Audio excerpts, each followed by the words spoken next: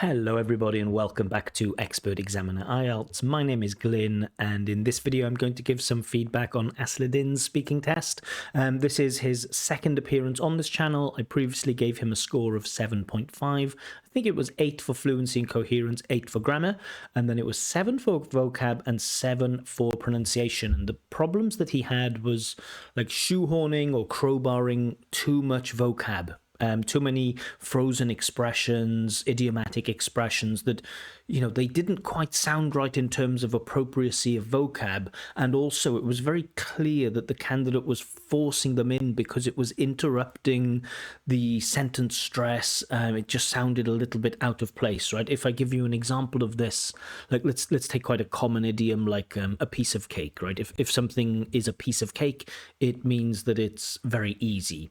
So if somebody says, oh, what was your favorite subject at school? And they say, oh, well, I really liked languages, and especially French, because for me, French was a piece of cake. And it was really nice because my teachers were very friendly. And one of my teachers had a heart of gold, right? I'm exaggerating this, but this was the problem that he had before. So the two problems there, at least the expressions that I used there, were appropriate. It's just they were getting in the way of my stress timing. Unfortunately, previously for Asliddin, the vocab wasn't appropriate. It just sounded a bit strange and it was affecting his stress timing. And so that brought his score down a little bit. I think, if I remember correctly, in his last IELTS speaking test, he got 7.5. He's now, preparing again and hoping to push towards that 8.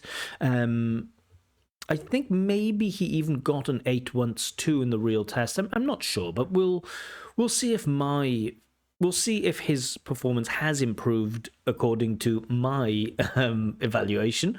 So we'll get into that in just a moment. But remember, if you'd like to have your own test with your own feedback, you can buy one for the much reduced price of just £25 at the moment. You can check out my website, expertexaminer.com. These reduced prices are only for December and January. I think I will increase the price just because I've been a little bit overloaded with candidates recently. But we'll see what happens then. If you're only interested in free stuff, then join my Telegram group. Links are given to everything in the description, but let's get into our feedback for today's test and let's see if Asliddin can improve on his previous score of 7.5. Good afternoon, my name is Glyn. Would you please tell me your full name? My name is Asliddin IELTS. And what should I call you? You can call me just Asil. Cool, nice, clear, easy to understand. Good start. Okay, thank you. Now, in this first part of the test, I'm going to ask you some questions about yourself. Where do you live? I live in a small city called Almalik, and I've I live in a small city. Nice. been living here for ever since I was born. Cool. I've been living here, present perfect continuous, ever since I was born. Good. And yeah, that's all. But yeah, that's all. It's an odd way, bit of an unnatural way to end the term, but okay. And do you like living in this place? Definitely yes, because Definitely yes, it's okay. I definitely do. Maybe is a little better, shows better control of like auxiliary verbs. I definitely do. Almalik has a lot to offer. I mean, there are a lot of facilities.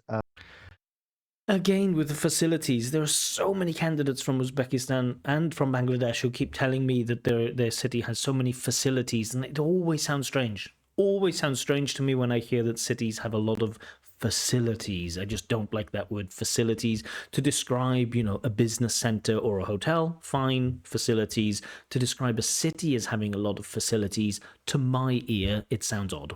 Shopping malls or some sort of educational centers, which Cool, but paraphrasing is fine. Shopping mall, it has a lot of facilities like shopping malls and educational centers. I don't know if that development is like wholly logical. What do you think of London? Oh, it's really nice. It has a lot of shopping centers and educational centers. Oh, sorry, it has a lot of shopping malls and educational center. I don't know. It just seems like a strange thing to pinpoint, but okay. makes life even more convenient.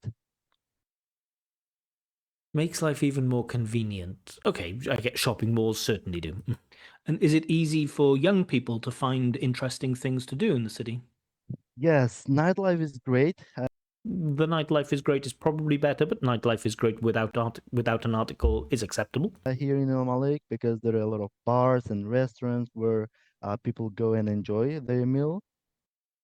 There are a lot of bars and restaurants where people go and enjoy their meal. Okay, again, the extension just sounds a little bit odd. Like, if I'm talking about, like, let's say Cardiff, right, a city where I lived before, and people say, "Oh, what did you like about?" Or is Cardiff a fun thing, or is it easy for young people to find fun things to do in Cardiff? I'm not sure if I would say like, yeah, the nightlife is great. There are lots of bars and restaurants, and people can go and enjoy their meal. I don't. It just doesn't feel like I might talk about the food. I might say, yeah, we have like so many bars and restaurants. On a Friday and Saturday, you see lots of young people. Some of them just go out for a quiet meal, but mostly they go out to kind of party. They go to clubs. Listening to music, dancing, and drinking, and things like this. But of course, during the day, there are like lots of parks and things. So you do see young people having picnics and throwing frisbees and stuff. It seems like a bit more detailed with my version. I know my version might be a little bit long, and we don't want to be too long, but yeah, a bit more variety might help. And do you think you'll continue living there in the future? I don't think so because I don't think so. I really like this pause. This hesitation shows a bit of uncertainty. It's good. although I think Al Malik is a good place to live, Although I think Al Malik is a good place to live. Although I think Al Malik is a good place to live. The stress timing is off there. Although I think Al Malik is a good place to live. So with these although sentences, it's really, really tough with the pronunciation. What tends to happen with these although sentences is that we get the first clause with although, introducing the contrast, and we stress the contrastive bit of information, and I'll explain what I mean in a moment. And then the rest of the intonation is usually flat. So it should sound like although second clause duh. So we really want to stress the contrastive information, right? So although the air quality is good, the traffic is really bad. Although the air quality is good, the traffic is really bad. So we don't quite get that from Asliddin here. You'll continue living there in the future. I don't think so because although I think Al Malik is a good place to live, We do get a little bit of it, right? Although I think that Al Malik is a good place to live, but it's not quite connected, and it's not. We haven't. The although sentence feels a little bit like it's mechanically delivered. I'm more concerned about my health. I mean, air I'm more concerned about my health, not my health. pollution is a big problem here. Imagine stepping outside of your house and Okay, stepping outside of your house, good. breathing from that polluted air, and I really Cool. Imagine doing this and doing this. Cool. Really good with the gerunds. hate that. The candidate's grammatical control, I must say, even though we are very early in the test, the grammatical control is phenomenal. Really, really good. Okay, thank you. By control, I mean like the accuracy. We get very few mistakes with grammar at all. English is one of those languages where there's always something that can go wrong somewhere. But the candidate is controlling his grammar very, very well. Let's talk about food now. What kind of food do you like? I mostly like national food, and there are some of them that I really Some of them. Food is not a plural noun, so some of them makes it sound strange. love. I really get a kick out of eating pulao, for And then, yeah, I really get a kick out of eating plov. I really get a kick out of eating plov. So again, we get this get a kick out of, which is one of those expressions that, I said was holding Asliddin back the previous time he took the test. And now we hear it again. I really get a kick out of eating plov. Now, firstly, to get a kick out of something doesn't just mean to enjoy or to get pleasure from something. To get a kick out of something feels like it's like excitement. And of course, don't get me wrong, plov is a wonderful dish, but, it's more about something that you enjoy or find pleasurable rather than something that you find like super exciting. People I don't know, they might get a kick out of doing like adrenaline sports or something like this, extreme sports, get a kick out of it. Some people might get a kick out of gossiping. It feels super exciting. I don't know if plov meets that threshold of excitement. So it sounds slightly off in terms of the appropriacy of vocab and also the way that you deliver it. I kind of get a kick out of eating plov. It's killing your sentence stress. So again, I hope we don't get too many more instances of vocab like this. Otherwise, the feedback's going to be the same. Example, and every Thursday my mother cooks it. Okay. And the answers are just slightly short, but okay. Do you prefer eating at home or eating out? Like I told you, I Like I told you, good. like my mother's food, Cool. especially plov, specially prepared for me by my mother. But Cool. Nice passive there. sometimes I don't mind going outside and eating in a restaurant. And I like that, right? I don't mind going outside and eating in a restaurant. I don't mind doing something. For me, I don't mind doing something. That's perfectly natural language. It's good language, and it's used and it's pronounced perfectly clearly and connected. Wonderful. And is there any food that you dislike? Yes, I have never tried sushi. It's odd, isn't it? How can you dislike? I mean, maybe you'll explain in a moment, but to me, it sounds strange that you dislike a food that you've never tried. I've never tried. Is there any food you dislike? Yeah, I've never tried cottage pie.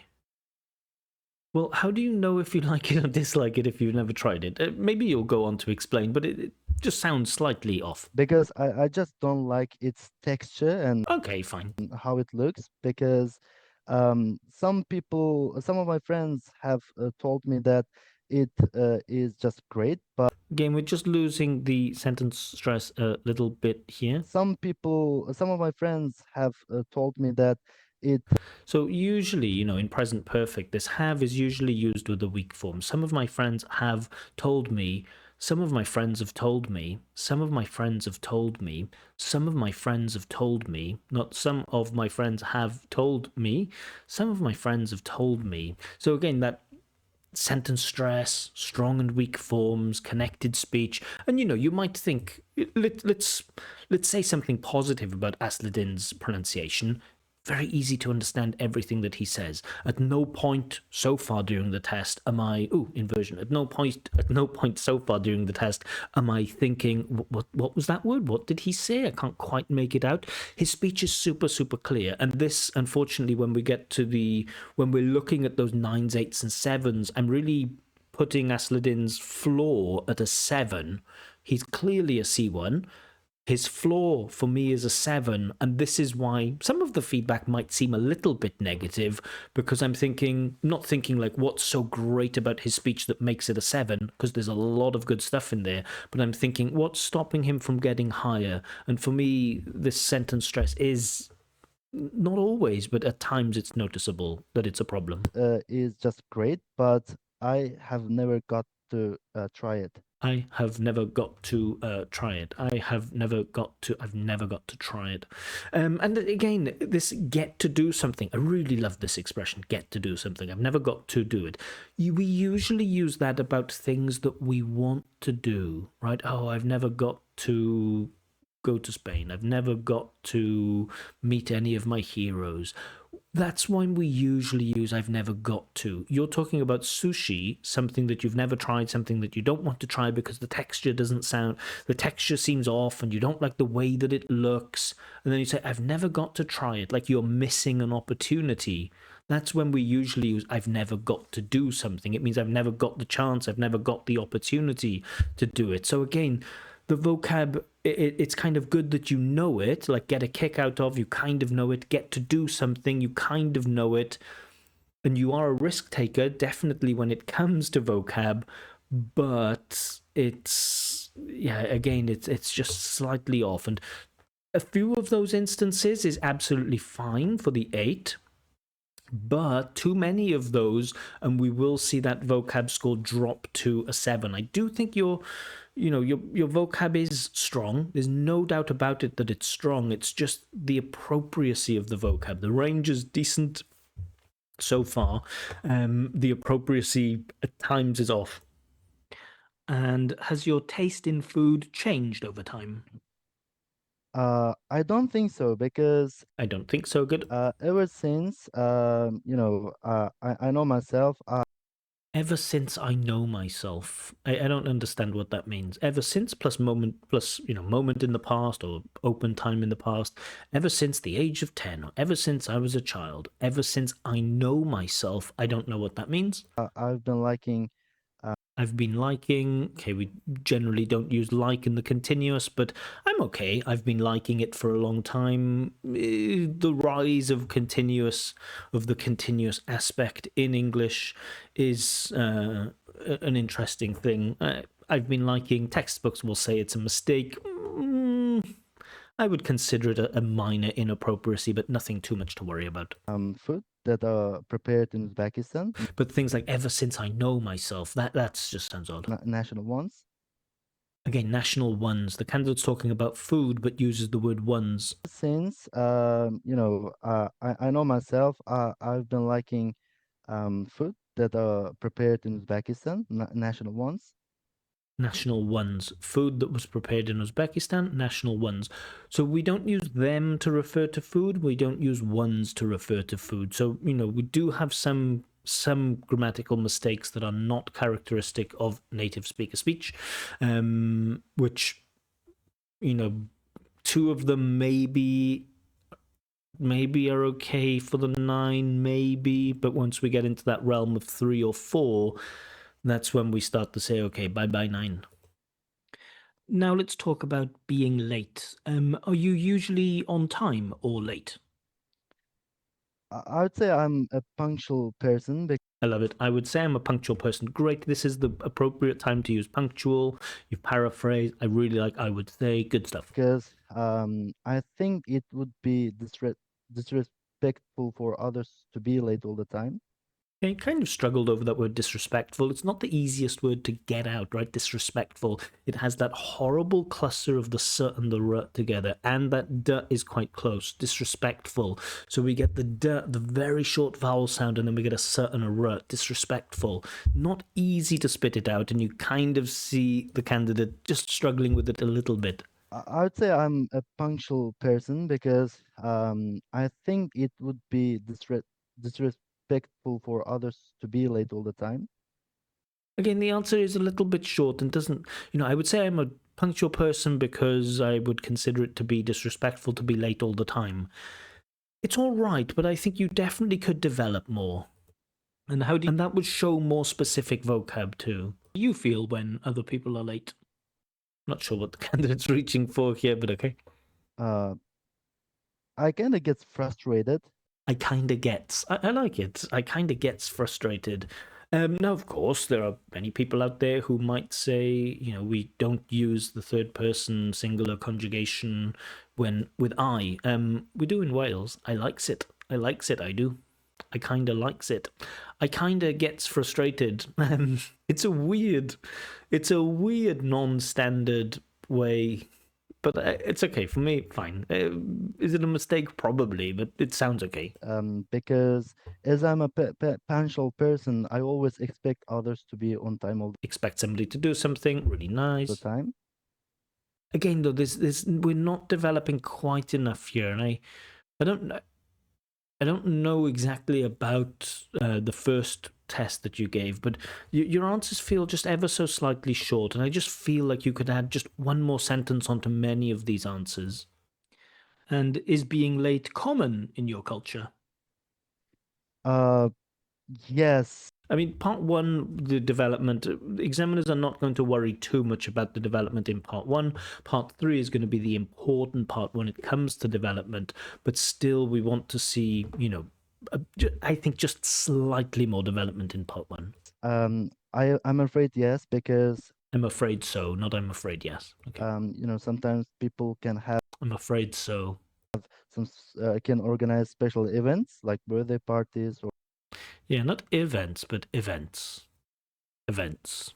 wedding, But I just want to go back to that. So the answer is, are people in your culture often late? I'm afraid yes, because sometimes people can have can organize special events like Is that an answer? Are people often late in your culture? Yes, because sometimes people can organize special events. birthday parties or wedding, but most people But how is that connected, right? Are people in your culture usually late? Yes, I'm afraid so, because people can organize events like weddings. are most guests are sometimes late for it. And most guests are sometimes late for it. I don't know if that's a really clear, coherent explanation. Okay. For them. A better answer is, I think, yeah, probably nowadays that is true. Like when you invite people out, it's quite common for people to be like 10 or 15 minutes late. Of course, it's still, considered polite for them to write a message to you. But of course, we shouldn't be late for important events like weddings and funerals, but some people are. I just think that's a more human way of approaching the answer. And what are some of the most common reasons that people give for being late? I think they often make an excuse in terms Okay, they often make an excuse. Cool, but again, are you? Is this part of your answer here, or are you just trying to use the word "make an excuse"? I don't know if you're thinking, because I know Asliddin is a teacher, and I don't know if Asliddin has got his teacher's hat on. And sometimes when we have our teacher's hat on, we're trying to expose our students to language like make an excuse or get a kick out of.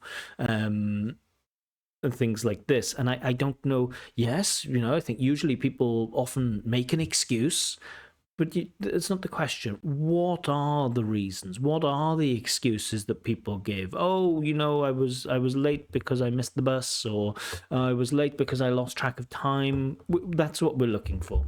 Maybe we'll get it. of public transport. They In terms of yeah, so the candidates, like, they often make an excuse in terms of public transport, which again, the idea is very coherent, very clear. It's just the phrasing is slightly strange. they sometimes say that they are stuck in traffic Cool to be stuck in a traffic jam. jams, and it can be very time consuming. It can be very time consuming. And again, are you using time consuming because that's the best bit of vocab that expresses your idea? Or are you using time consuming because you think time consuming is impressive vocabulary for an examiner? To me, it sounds strange to say that traffic jams are time consuming. I mean, they are in a way, but I've never, they very often make an excuse in terms of public transport. For example, they say that they are stuck in traffic jams, which are very time consuming. Yeah, the vocab, it's tough because at times it's really, really nice vocab, but then there are so many instances where my eyebrows are just raising and saying, doesn't quite sound right. The phrasing sounds off. The phrasing sounds, like the phrasing of a very, very good teacher who's really trying to expose his students to language. I am not your student, and I am not an examiner that's going to be impressed by your knowledge of make an excuse and time consuming. I want to hear appropriate vocab in response to questions, the most efficient vocab, maybe not even the most efficient, the most appropriate vocab to respond to the questions, not language that you consider to be C2, C1. I don't know if you are doing that, but sometimes teachers do get stuck in that like textbook mode. Okay, thank you. So, thoughts on part one. Asliddin is a very confident speaker, very comfortable. His grammatical accuracy is phenomenal, despite a couple of mistakes like referring to food as them or ones. Okay. I'm afraid yes instead of I'm afraid so. Some slight minor errors there. Fluency and coherence, fluent enough. There are some noticeable hesitations, but I don't think most of them are there to access the right language. I think he's trying to find some ideas most of the time. Most of the answers are on topic and coherent, but for me, because of the shoehorning of vocab, it feels, this is, sometimes we say that speakers of English can be language first and other speakers can be ideas first. And I definitely think the IELTS approach and the natural approach and the way that we communicate, we should be ideas first people. We should want to put our idea forward and then find the language that expresses that idea. I feel at times like the candidate is trying to use get a kick out of, trying to use get to do something, trying to use time consuming, trying to use make an excuse, and then he's trying to fit his ideas around that activated vocab. Now, this is, we are often language first in class. If you're teaching PPP or communicative approach to language, one of them, very often this is the way that it goes. You have target language that you want to focus on in your class. You get your students into pairs and you give them a bunch of questions that are specifically designed to elicit this language, like time consuming or have the time of your life or take a bit of time out if you're doing constructions with time. So you have these artificial questions that are designed to expose you to the language and to make you use the language in a classroom environment. Controlled practice of target language is fine. This is an IELTS test. It's a competence test. It's not a language first thing. It's not about trying to squeeze in bits of language. So sometimes the ideas, I think, are just losing a bit of coherence because maybe you're trying to force in some language. Pronunciation, again, really clear, really easy to understand, at times very connected, at times we have good intonation. However, because of this forcing in of some constructions, both grammar and vocab, like although it is affecting the stress timing again, unfortunately. So unless things drastically change in part 2 and part 3, well, let's see what happens in part 2 and part 3. But I think it's probably going to be 7.5 again. The candidate needs to describe a hobby or activity that he would like to try in the future. So this is a future-focused one. I mean, it's kind of present-focused because you have to say what the hobby is. And it's also kind of future-focused because it's something you'd like to try in the future. Yeah, let's see how the candidate does in the future. Time. To remind you, you'll have between 1 and 2 minutes to give. You kind of hear the kind of go, again, I would avoid doing that in the real test. Yeah, but it's not a problem. Your talk, and I will let you know when the time is up. Can you start speaking now, please? Yes. We don't need to respond yes. The prompt, can you start speaking now, please? That's like the green light. You don't need to reply to it. You don't say, yes, I can start speaking now. That's no problem. Just start speaking. There are a lot of activities. There are a lot of activities, good chunking. That I haven't tried before, but would love to do in the future. Cool. Haven't tried before, but would love to do in the future. Cool. But if I were to choose one, I definitely feel like this is shoehorning the conditional in there, but it works. It's suitable. And also notice it's not if I tried one, it's if I were to try one. So this is an interesting little variation on the second conditional, if I were to try one. If I were plus infinitive. And it can be made into that third conditional or past-focused hypothetical conditional if I were to have done something in the past. If I were to do something in general, if I were to do something in the future, if I were to have done something in the past. It's been a long time since I've taught grammar. I would probably go for bungee jumping. Okay, go for bungee jumping.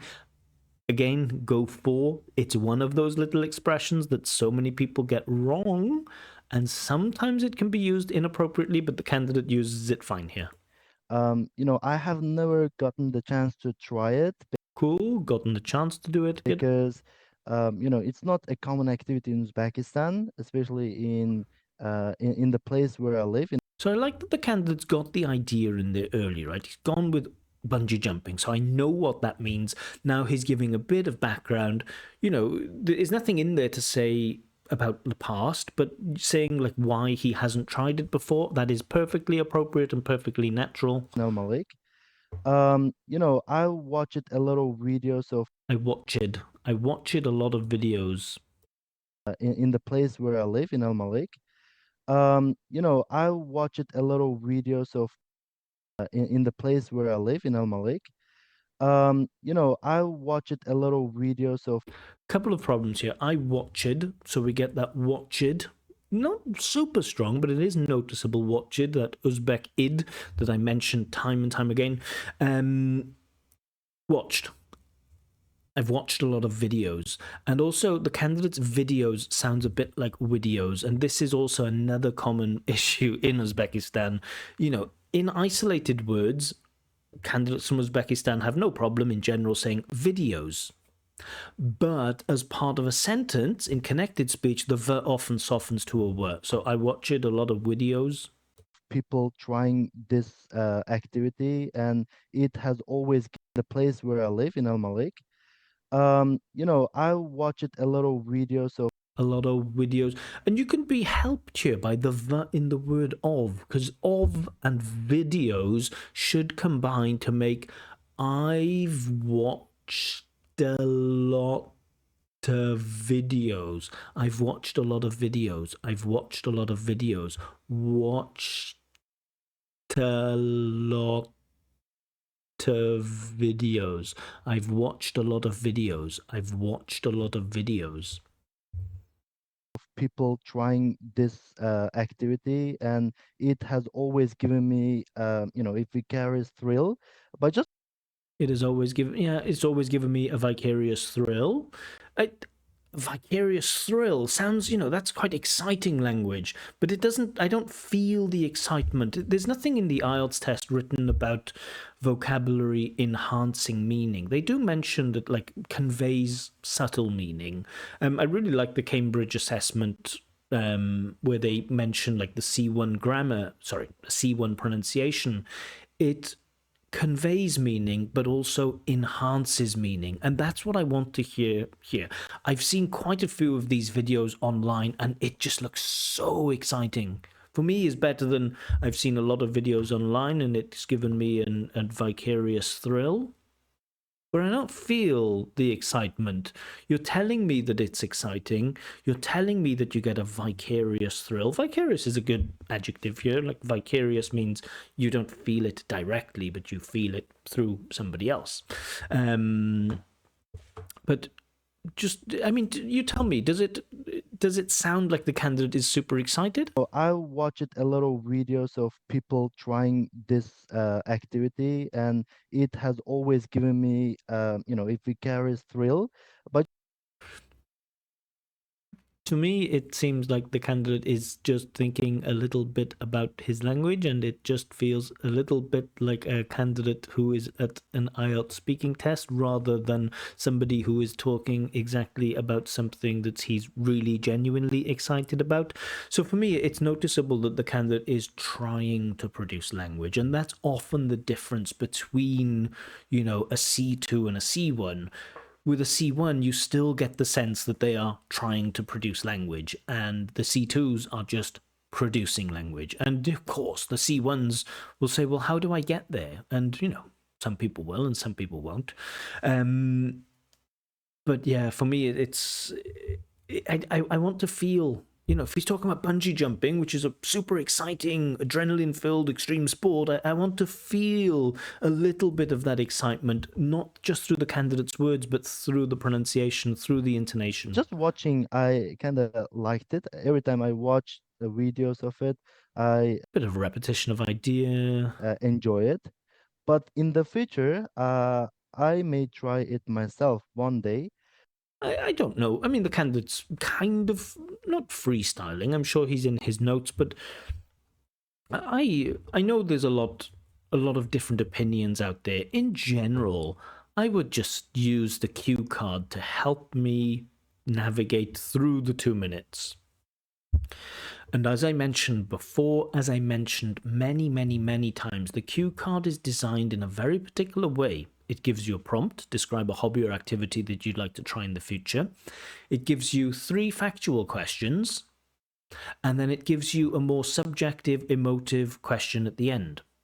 And this, if you follow the cue card, it will give you that sense of progress. I do think the candidate has a sense of progress in his speech, but sometimes you see candidates get lost. This candidate's been using a lot of present perfect, like I've never tried it and I've never had the chance to do it, and I've watched a lot of videos and I've seen these videos and I've always thought that it was blah blah blah blah blah, talking quite a lot about the past. I wouldn't say it's necessarily wrong, but yeah, let's keep going. Because I'm one of those people who live on the edge. Because Again, I'm one of those people who kind of live on the edge, and I don't feel that from the candidate's pronunciation. So the pronunciation certainly isn't enhancing the meaning. I've heard some information about this activity from some of my closest friends. And I want to try it because I'm the kind of person who lives on the edge, because I've heard some information about this activity from some of my friends. I feel now like the candidate is freestyling. Say what you'd like to do, or give a bit of background information, right? Say what the activity is, 15 seconds. Say when you think you'll try it, 15 seconds. Say what you need in order to do this hobby, 15 seconds. And then relax with the subjective information and, overload the emotive stuff. It seems like an easier way to organize this so that we're not getting lost. I feel like you're just getting lost a little bit. And what they told me was that Okay, what they taught me was really good clefting. they always feel alive while they are trying it. Okay, we got a little bit of enhancement. They always feel alive when they're trying it. So we do get a bit of enhanced meaning. And it actually what pushes me forward to try this sport. Did we miss the verb to be there? It actually what pushes me forward? Is feel alive while they are trying it, and it actually what pushes me. It actually what pushes me. So we missed the verb to be there, which, is a little slip. Some basic errors may persist, is a feature of band 8 grammar, so okay, but be careful. Forward to try this sport. Again, now it feels like you are reaching your rhythm has broken down, and I think your rhythm has broken down because I think you've gone. I don't think you're using your notes right now to help you through the speech. I think you're freestyling and reaching. When we speak for 2 minutes, it's kind of difficult to do it if we don't have notes to help guide us through it. Maybe I'll do it in the future. Maybe I can gain enough courage for it. Maybe I can gain enough courage for it. So again, it sounds like gain enough courage to do something. Okay, nice collocation, to gain enough courage to do something. However, gain feels slightly out of place, slightly formal. Have enough courage to do it is probably a bit more natural in neutral speech. Or I hope I'm brave enough to do it. I would like that a lot more. Yeah, I hope I'll be brave enough to do it, and I would say, wow, beautiful. But I hope I will gain enough courage to do it. Again, the pronunciation stands out as being choppy. But okay. But now I don't have the chance because it's winter, and these kind of sports are not that common in this season of the year. But in the summer, when days get hotter, I will try it. And there's one place where we can. I'm just thinking, where is this? Where is this going? So let's recap. We started with bungee jumping. And, candidate mentioned he's never had the chance to do it because it's not popular in his country. However, he's seen a lot of videos of it online, and he gets a vicarious thrill when he watches other people doing it. He thinks he'll try it in the future because he's the type of person who likes living on the edge, and he's got a lot of information about it from his friends, and he hopes that he will have enough courage to do it in the future. And in some seasons it's possible to do it. Try it. It's in Angren. But I don't know whether if it is following like a nice logical line of beginning, middle, and end. It's a mountainous place. Mountainous place, okay. And it's very famous. It's really popular with people living in Uzbekistan. It's really famous. It's really popular with people living in Uzbekistan. Are we still talking about bungee jumping? So if I have the opportunity in the future, I will definitely take it. Okay, I will definitely take it. Good, take an opportunity. Again, the candidate's hard language skills are really good. I think if he took like a use of English test for like Cambridge Advanced or something, I think he'd do a really, really good job. I think cognitively, in his mind, he has a lot of language. This guy knows a lot of stuff. And if I was a student, I would be I think I would trust this teacher a lot because of the knowledge base that he has, right? I know a lot of people languages are funny, strange things that require so many different things. One thing that you kind of need, regardless of what kind of teacher you are, you kind of need to know the language, the archaeology of the language, how it's built. The candidate has a really, really, really strong foundation in terms of the not the archaeology, the architecture. Oh, I'm a band 7 vocab. The architecture of the language. The candidate has this and he knows so much.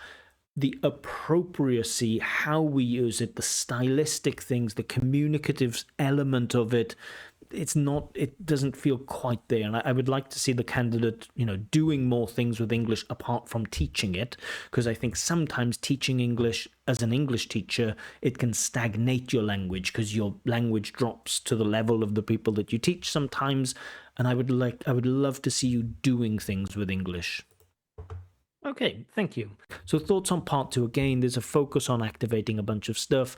The flow, okay, the candidate described the hobby, bungee jumping. He kept speaking for, I think, 1 minute 50, 1 minute 55. Great. Never felt, even though he was freestyling, it never felt like the candidate broke down and was overly repetitive with ideas or didn't drift massively off topic. So all of that stuff is cool. A willingness to speak at length, yes. However, is there full flow? No.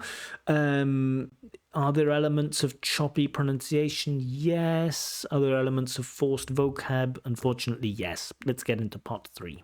So you've been talking about bungee jumping, which you'd like to try in the future. Let's talk a Yes. little more about. Again, yes, you don't need to do this back channeling. Back channel in the bar, back channel in restaurants, in cafes, back channel with your friends. Do that, yes, It's really, a good communicative skill to have. Don't do it in the test. Trying new activities now. Firstly, why do people like trying new hobbies or activities? I think making changes can add more color to their lives. I mean, Okay, now let's give a concrete example and explain what you mean. if they lead, the same lifestyle every day, If they lead the same lifestyle every day, again, so that's, to lead a lifestyle isn't something that we do every day. It's kind of a bit stative. I lead a healthy lifestyle. I wouldn't say I lead a healthy lifestyle or I lead the same lifestyle every day. It sounds an odd thing to do, to use like to lead a lifestyle as a habitual verb. So again, good that the candidate knows it, but the appropriacy is just not quite there. they can get bored with almost everything, right? And Okay, but I want ideas, right? Give an example. Give an example of a boring lifestyle. Give an example of things people do that they don't change that's boring, and then give an example of them trying something new that would make it more interesting. in order to make their lives more interesting and colorful, they may make different changes, Different changes, yeah, but what kind? like trying new sports, Good, maybe. cool. Which sports and why?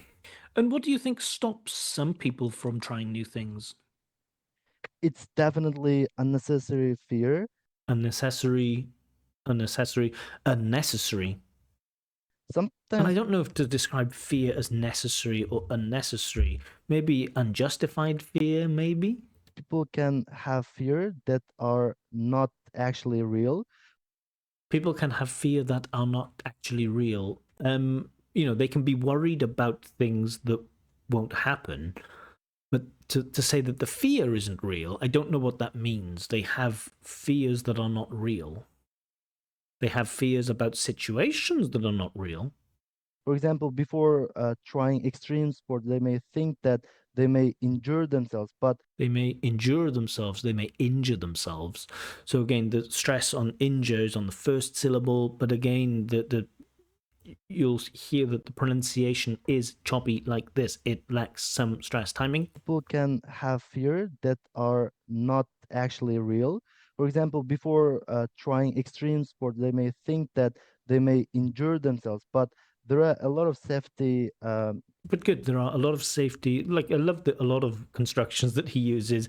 At times the chunking is good. At times the connectivity is really good. It's just about sustaining that. Rules that they can follow to avoid some sort of serious injuries. Again, we're speaking quite in quite vague terms, perhaps. Some injuries, which injuries?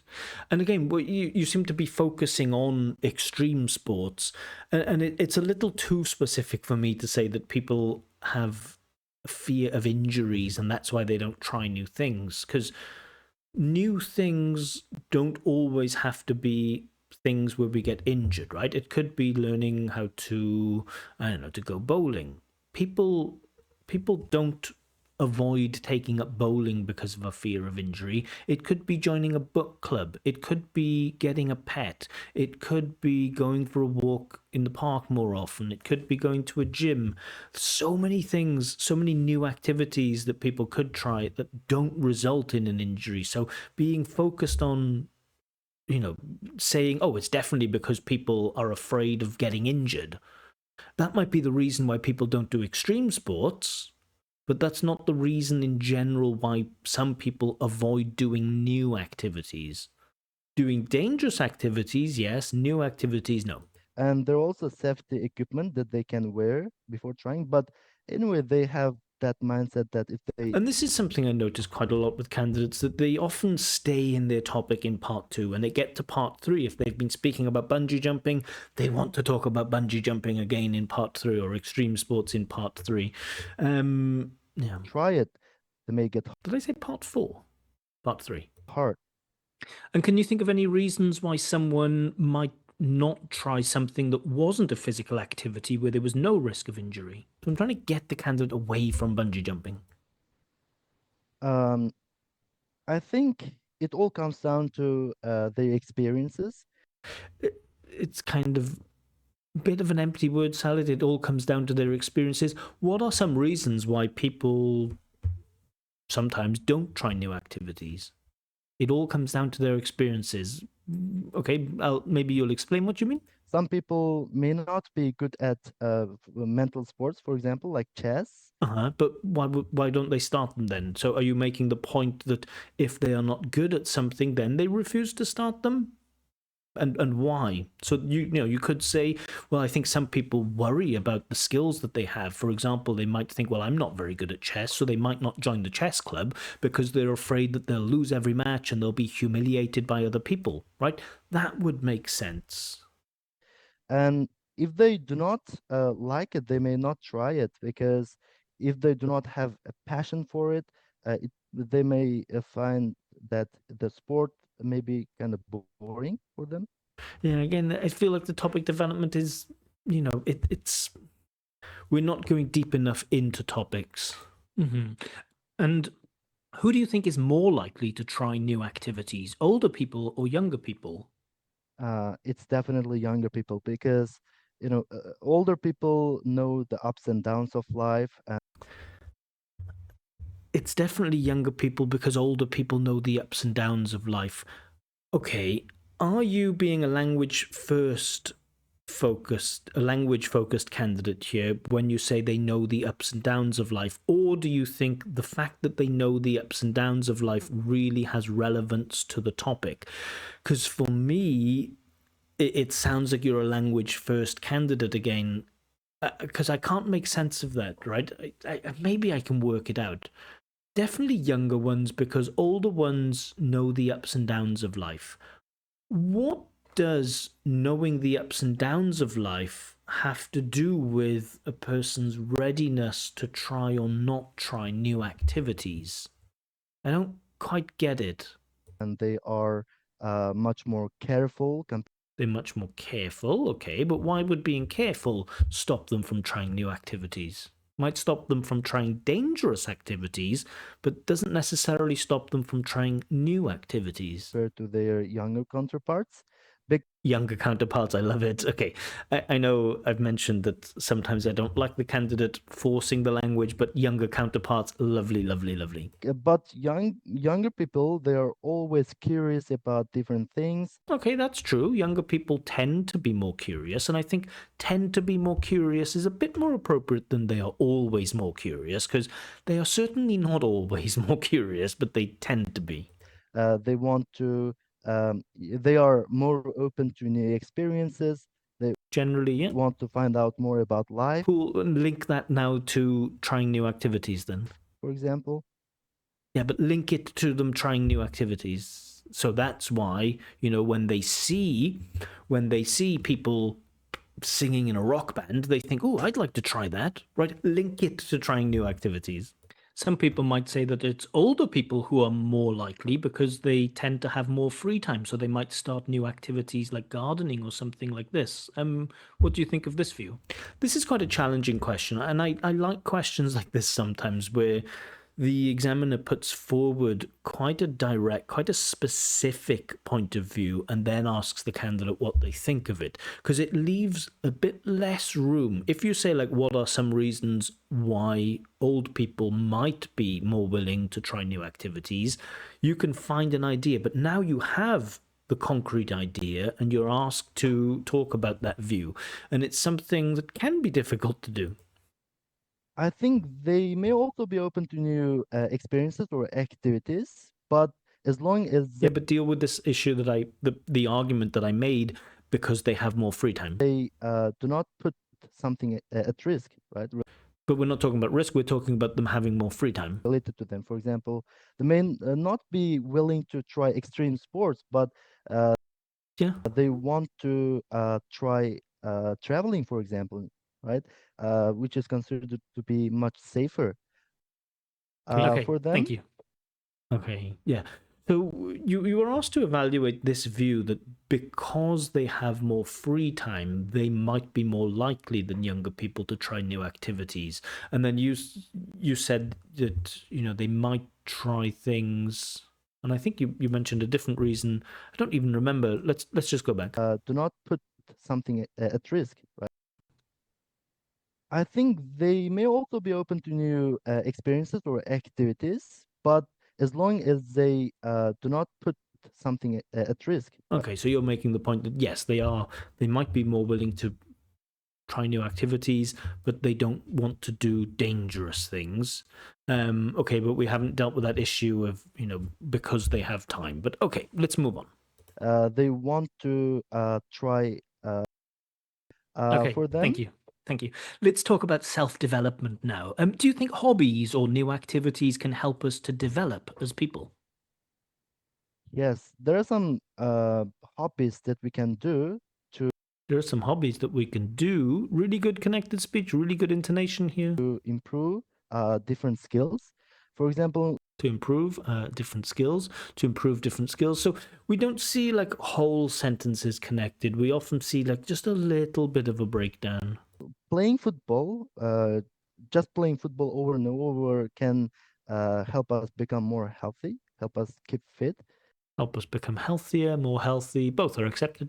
Because in order to play, people often run and do some sort of physical activities. Cool, fine, fair. And nice use of in order to, very nice. And why is self development important to so many people? Um, because they want to achieve success in their lives, because Self development is important because they want to achieve success. Fair. Okay, now make the connection between self development and success, or give an example. if they develop themselves further and they push themselves harder and harder, then they may think that success is within their grasp. And Okay, within their grasp. Again, that seems like a language first focused rather than an ideas first focused. And you've just kind of repeated the same thing. So they want to be successful, and if they develop, then they feel like they can be successful. But we're not developing the idea here. Yes, the main reason is success. Okay, so we've summarized the point, but again, an example would back it up. And again, I think it's because you're language first and you're not ideas first. And so I think this is affecting your topic development a lot. For So them. do you think it's only people who are not successful who are interested in self-development? So it's an interesting point, right? The candidate says that people, and maybe I'm misrepresenting his argument, but he's making the point that the reason why people are interested in self-development is because they are not successful and they want to be successful. And my question is, well, is it only people who are not successful who are interested in self-development? Are you saying that successful people are not interested in self-development? I think yes, because I think so. if a person doesn't want to push themselves harder, or if they do not want to work on themselves, then it's really hard for them to become successful in the future, because success requires hard work. And I think the candidates just slightly misunderstood the question. It has got a little bit confusing. The candidate's explaining that, you need self-development to be successful. But my question was, is it only people who are not successful who are interested in self-development? Mm-hmm. And finally, do you think there are any downsides to being too ambitious when it comes to self-development? Yes, I think so. It can Cool, I think so. Good. places heavier burden on our mental health. Okay, it places a heavier burden on our mental health. Again, good collocation, kind of appropriately used, doesn't feel readily accessible. It does feel a little bit like you're forcing it. But can you explain what you mean, and can you tie it to the question? Because if people have a lot to achieve and they set unrealistic goals, then For example, they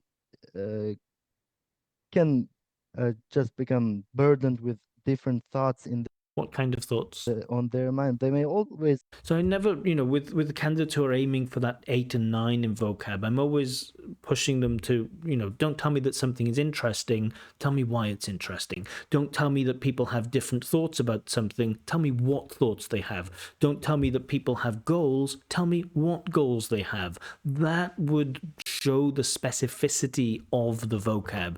Your vocab is quite vague, it's quite generic, it's quite general, and it feels like you can't take that extra step to speak about things with a higher level of precision. have something on their mind. They have something on their mind. What? It's not really helpful, healthy. Okay, thank you. That is the end of the test. Okay, I do feel like I've been a little bit critical in this test. Sometimes I am critical. There's a lot to like about this candidate speech, right? I have no doubt at all that this is a C1 candidate, a C1 user of English, no doubt at all. And in terms of the architecture of the language, the candidate is probably a C2. I think if it was a grammar test, if you were just testing his knowledge of certain expressions, collocations, phrasal verbs, fixed expressions, and even, tenses and rules around articles and conditionals, the candidate would ace that test, no doubt about it. However, the communicative skills, being language first instead of ideas first, is definitely holding him back. Let's take a look at the band descriptors and see what mark. And I think my mark might even be slightly lower than it was before. During the test, I kind of said to the candidate that it would probably be, I thought that his vocab was better this time, but listening back to the recording, I actually think it's about the same. I think it is just a 7 for vocab. right? So, resource flexibly used to discuss a variety of topics, fine. Some ability to use less common and idiomatic items, fine. Inappropriacies occur, that's certainly true. Paraphrasing, fine, no problem. But I don't think we can say that there's a wide resource that is readily and flexibly used. We don't get into precise details. We use vague language like they have mental health problems, or they have ambitions, or they can have different thoughts, but we don't go into the precise stuff. So for me, vocab will still be limited as a 7. And also, just too many. For a band 8, we want like occasional inaccuracies in word choice and collocation. And for me, there are just a few too many expressions in there which feel a little bit forced, a little bit inappropriate. They could be described as occasional, but yeah. For me, I'm going with a 7 for that lack of range, lack of precision, and maybe for the slight inappropriate use of language. Grammar, I'm going to go again with an 8. So we did have, some of the mistakes were not characteristic of native speaker speech. I'm talking about things like some of them for food or ones for food. There were certainly a couple more instances of grammatical mistakes, but for some reason have slipped my mind, and I'm not just talking about articles or I've been liking something. There were definitely one or two other slips. I don't remember exactly right now. Oh, I'm afraid yes, I think yes, little expressions like this. So slight problems with like substitution and reference. So for that, I definitely think wide range of structures with some flexibility for sure. Majority of sentences are error-free. Yeah, accuracy is really good. Occasional inappropriacies and non-systematic errors occur. Yeah. A few basic errors may persist. Certainly one or two, sure. So yeah, okay for me for the 8 for grammar. The pronunciation is still going to be a 7, unfortunately. Phonological features, you're okay with those. Be careful with your watchid and videos instead of videos. Sometimes there are some slight limitations on phonology. I don't think you do anything. There's not enough for me that enhances that meaning. If you're talking about something exciting, I'm not saying that you need to perform like a dramatic performance or something, but I want to hear a bit more emotive range in your pronunciation. And for me, the big problem is if I ask myself honestly, can this candidate sustain appropriate rhythm? Not just are there parts of the test where there is appropriate rhythm, but can the candidate sustain appropriate rhythm? And I would say, unfortunately, no. And we don't get, intonation across long utterances.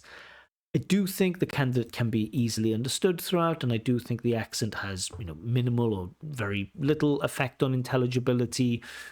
Easy to understand, but with certainly some problems with rhythm. And so for me, it's still a band 7 for pronunciation.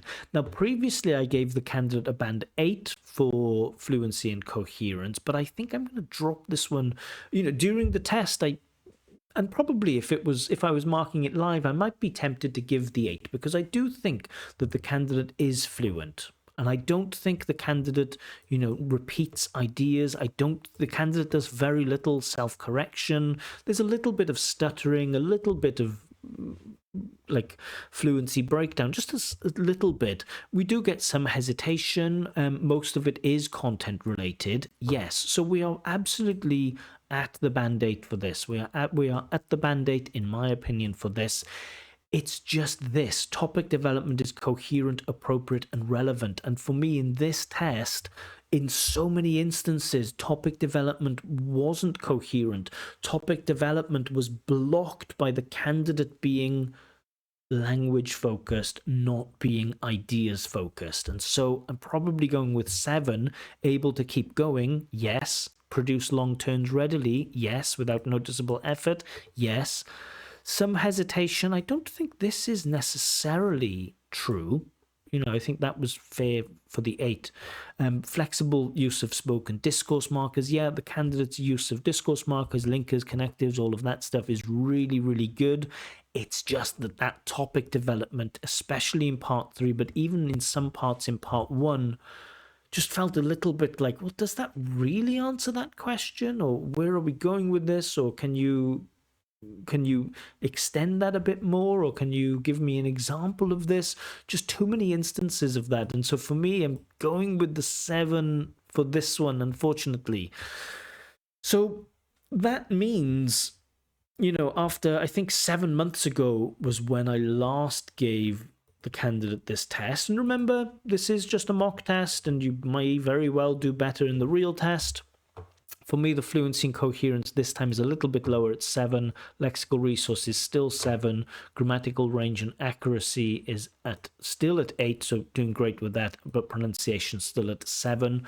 The one overall, this gives a score of 7.0. I do think the candidate is better than this. Saying that this candidate is low C1, I don't think is fair.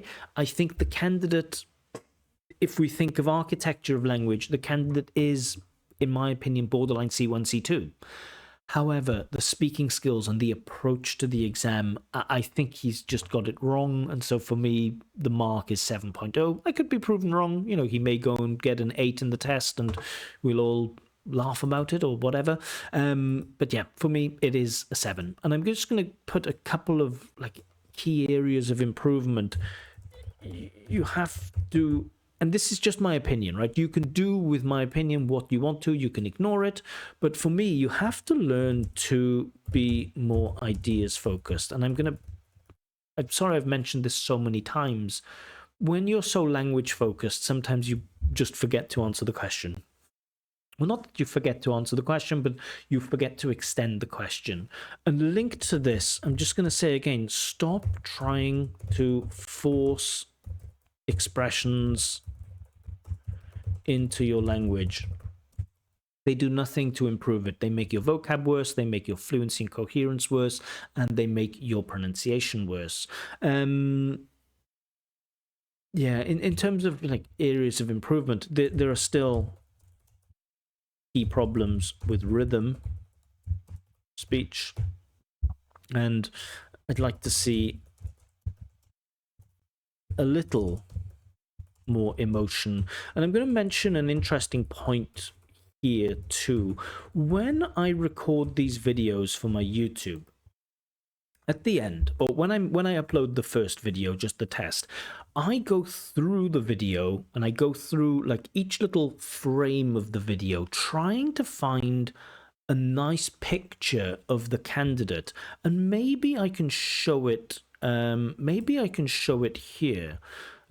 So with this candidate, and I notice a lot with the candidates who are Band 8, Band 9 fluent, Band 8, Band 9 pronunciation, it's quite easy to find. It's quite easy to find a frame where they're smiling. It's quite easy to find a frame where they look really strange, like that. You just see it a lot when people have these different facial expressions, and that shows emotive range, right? That they have so many different facial expressions. With this candidate, the facial expressions I noticed always seemed a little bit like the candidate was in pain. So I'll just click through some of these. Nope, that's me. Okay, the candidate's kind of smiling there. Maybe I should have used that one as the... Yeah, and so notice just a few instances where he just looks like he's in a little bit of pain. So it was even difficult to find a thumbnail because the candidate had a very similar face throughout. It's not a huge criticism. You don't have to be actors.